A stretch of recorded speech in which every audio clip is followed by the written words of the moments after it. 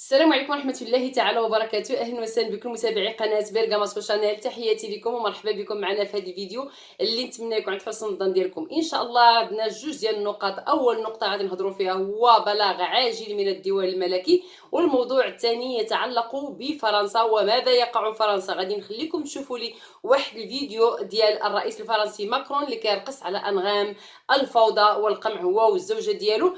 فان شاء الله كنتمنى هذا الفيديو يعجبكم، كنتمنى نكونوا خفاف الظل على قلوبكم. وإلا عجبكم هذا الفيديو وعجبكم المحتوى ديال القناه فما تنساوش الاشتراك في القناه وتفعيل الجرس وديروا لنا لايك والبارطاج على اوسع نطاق. فمرحبا بكم. قبل ما غادي نبداو في التفاصيل نخليكم مع هذا الفاصل.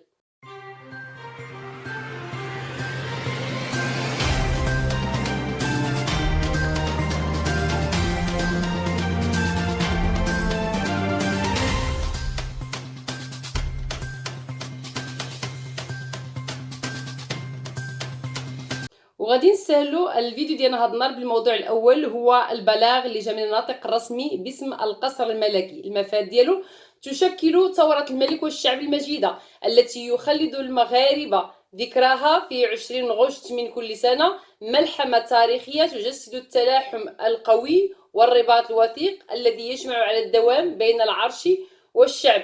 إن هذه الذكرى الخالدة لا يمكن أن تقاس بالخطب ومظاهر الاحتفالات فقط، وإنما هي ذكرى غالية على قلوب جميع المغاربة ملكا وشعبا، لأنها تجسد قيم التضحية والوفاء بين ملك أثر المنفى على التفريط في سيادة وحرية وطنه، وبين شعب هب للدفاع عن مقدساته والتضحية بالنفس والنفيس من أجل عودة ملكه الشرعي إلى عرشه. واعتبارا لكون ذكرى ثورة الملك والشعب المجيدة تأتي مباشرة بعد خطاب العرش بأيام معدودة وقبل الخطاب الملكي لافتتاح البرلمان، ونظرا لما أبانت عنه التجربة في هذا الشأن، فقد تقرر استمرار الاحتفال بذكرى ثورة 20 غشت الخالدة دون توجيه خطاب ملكي سامي للأمة بهذه المناسبة. كما أن جلالة الملك بصفته أمير المؤمنين وملك البلاد يحتفظ بقراره السامي بالتوجه إلى شعبه الوفي في أي وقت وفي أي مناسبة يرتديها جلالته حفظه الله. وسيظل استمرار تخليد هذه الذكرى الغالية كعيد وطني منارة مشعة في تاريخ المغرب بكل ما تستوجبه رمزيتها من تظاهرات واحتفالات أكاديمية وثقافية وفنية ورياضية وغيرها بجميع مناطق المملكة. حفظ الله ملكنا الهمام محمد السادس صلى الله. والله يحفظ خوتي المغاربة فين ما كنتوا وفين ما رحتوا وارتحلتوا. اكيد المغاربه اللي بصح غيورين على البلاد ديالهم. فهذا هو خوتي، يعني القضيه واضحه، هي باش ما يبقاش عندكم لبس. فاللي كاين هو ان الاحتفال بثوره الملك والشعب غادي تبقى كيف ما هي في 20 غشت ان شاء الله. فقط الخطاب الملكي اللي ما غاديش يكون لحقاش غادي يندار قبل ايام في عيد العرش المجيد وكذلك في افتتاح البرلمان. ودابا غادي نخليكم تشوفوا الفيديو ديال الرئيس الفرنسي وهو كيشطح على انغام القمع والفوضى اللي عنده في البلاد. خليكم مع هذا الفيديو ونرجع ان شاء الله.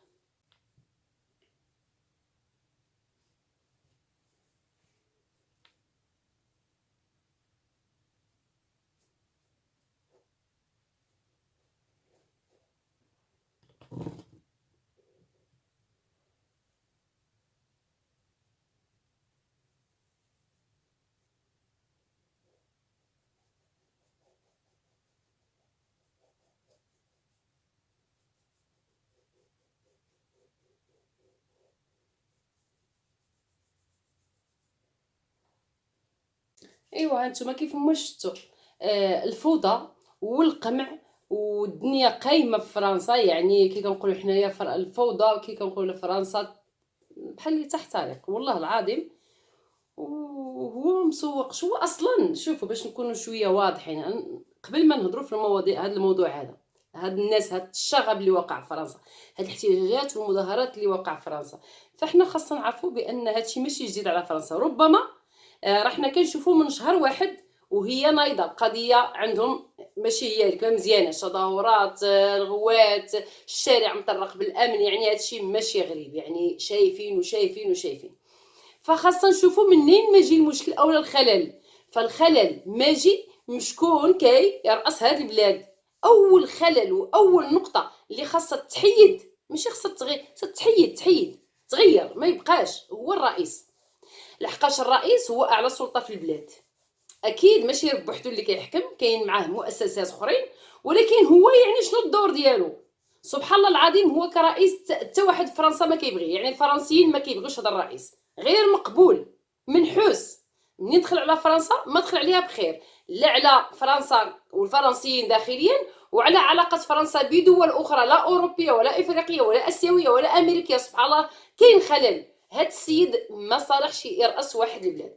فرنسا اللي كانت دولة كانوا كلشي كيحماق يمشي لفرنسا. دابا انا فرنسا كانت معروفه، انا فرنسا، فهمتوا؟ يعني كانت عندها واحد القيمه، كانت عندها يعني فرنسا العاصمه باريس، بلد عاصمه العطور، عاصمه هادي لا تور ايفيل. يعني اللي ما مشاش لفرنسا وما مشاش لباريس ما دار والو في حياته.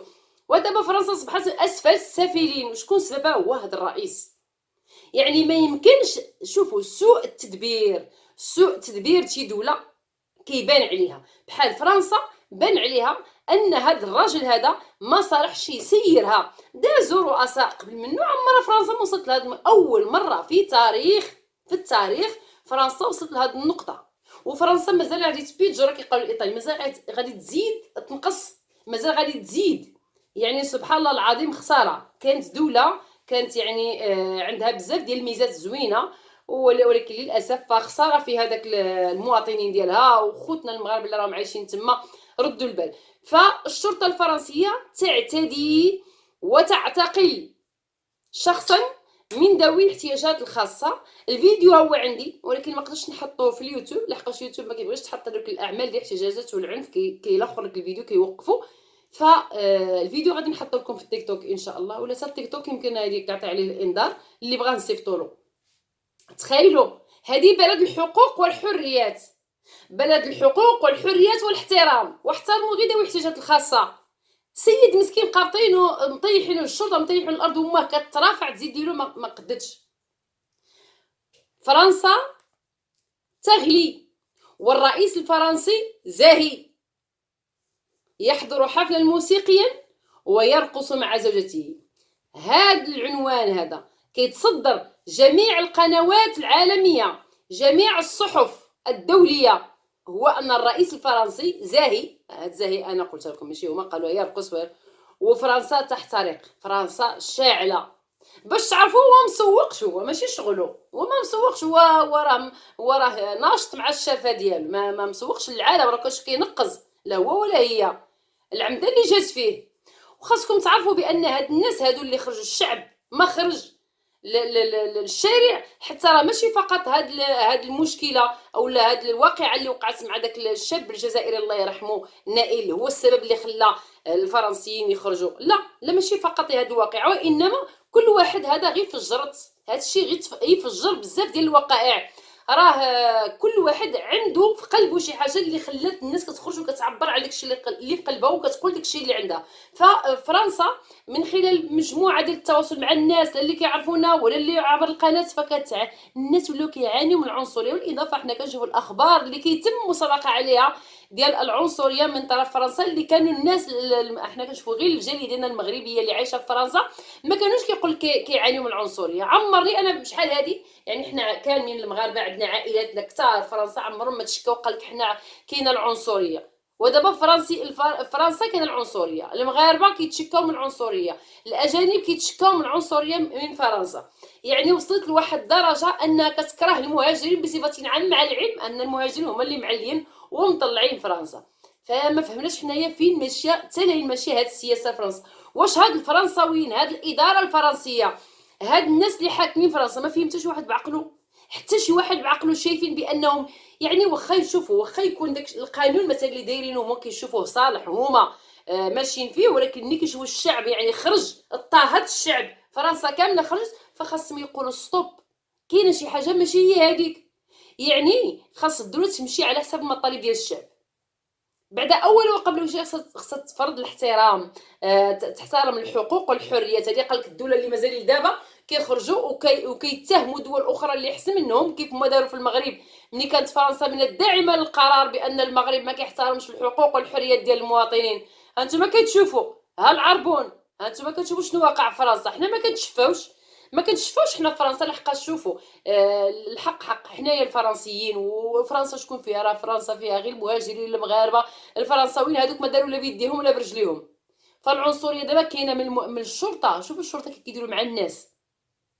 هذا الرئيس والتصرفات ديالو والقوانين اللي ماشي بها. انتم خدام، انا هذا الفيديو كيتعاود لي، راه مازال قدامي، هو ما مسوقش. السيد راه خدام كيشطح. اما ما فهمتش انا، ما فيه نفس كيشطحوا على برا. عباد الله، شنو نقول لكم اخوتي؟ اخبار كاين بزاف الاخبار ما كتبشرش. راكم شفتوا الحرائق اللي كاينين في المجمعات السكنيه وفي المحلات التجاريه. السيارات اللي ما عرف شحال من سياره تحرقت. انا كنشوف لكم الخبر شحال من سياره تحرقت. يعني كانوا اخبار عاجله. يعني هذا النهار حنا حاولنا ما امكن اننا نشوفوا الاخبار عاجله. انا حطيت اخوتي الاخبار في التيك توك، يعني اخبار على مدار الساعه. زعما الصراحه، فرنسا تنشر المدرعات في شوارعها لمواجهه الاحتجاجات. المدرعات، ما راح حنا في الحرب. تخيلوا فرنسا السلطات الفرنسيه كتحارب مع الشعب ديالها. تخيلوا الحرب كتكون مع دول، ما كتكونش مع الشعب. هادو كيتحاربوا مع الشعب، كيتحاربوا مع الشعب. ما فهمتش يعني.